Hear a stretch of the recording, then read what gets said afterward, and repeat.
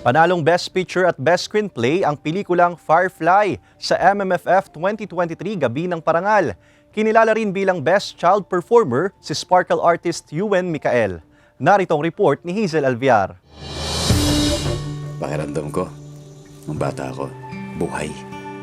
Yung mga storya ng nanay ko. Big winner ang pelikulang Firefly ng GMA Pictures at GMA Public Affairs sa Metro Manila Film Festival 2023. Best Picture!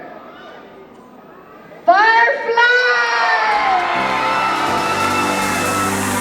Ito ang itinanghal na Best Picture. Nagwagi rin ang Firefly sa Best Screenplay. Best Child Performer naman si Sparkle Child star Ewen Micael. Kasama ng cast ng Firefly na tumanggap ng award si GMA Pictures President Annette Gozon Valdez, pati si Senior Vice President for GMA Pictures and First Vice President for Public Affairs, Nessa Valdelion. We're just very thankful na nabigyan kami ng ganitong award.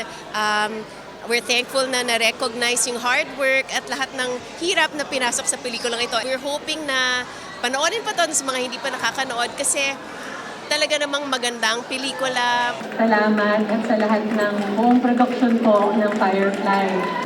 To our brilliant cast for bringing the characters to life. It's been a privilege to tell the story and sana po lahat tayo ay mahanap natin ng ilaw sa ating mga sarili. Kitang-kita rin sa mukha ng child star na si Ewen ang saya habang hawak niya ang kanyang Best Child Performer trophy. Sobrang saya ko po kasi first time ko pong makahawak lang ditong award. Kinabahan ka ba?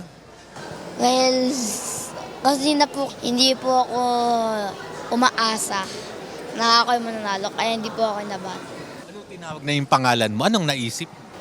Sabi ko, ano? Bakit naman natawag ng pangalan ko? So na-realize ko, Best Child Performer. Ang hiling ng GMA Pictures, mas dumami pa ang mga sinihang nagpapalabas ng Firefly. Nanalo rin ang pelikulang Gumburza para sa Best Director, Second Best Picture, Best Cinematography, Best Production Design, Best Sound Design, at Gatpuno Antonio J. Villegas Cultural Award. Nakuha ni Cedric Juan ng Gumburza ang award bilang Best Actor. Best Actress si Vilma Santos para sa pagganap niya sa When I Met You in Tokyo. Best Supporting Actress naman si Miles Ocampo para sa Family of Two. Best Supporting Actor si JC Santos ng Malyari. Nakuha ng pelikulang Malyari ang parangal na Best Visual Effects, Best Musical Score at Third Best Picture. Ang Kampon ang nanalo ng Best Editing. Best Original Song at Gender Sensitivity Award naman ang iginawad sa Becky and Badet. Best Float Fernando Po Jr. Memorial Award for Excellence at Fourth Best Picture para sa When I Met You in Tokyo. Ginawaran naman ng Marichu Vera Perez Maceda Memorial Award si Lily Monteverde ng Regal Films. Hazel Alviar, Balitang Southern Tagalog.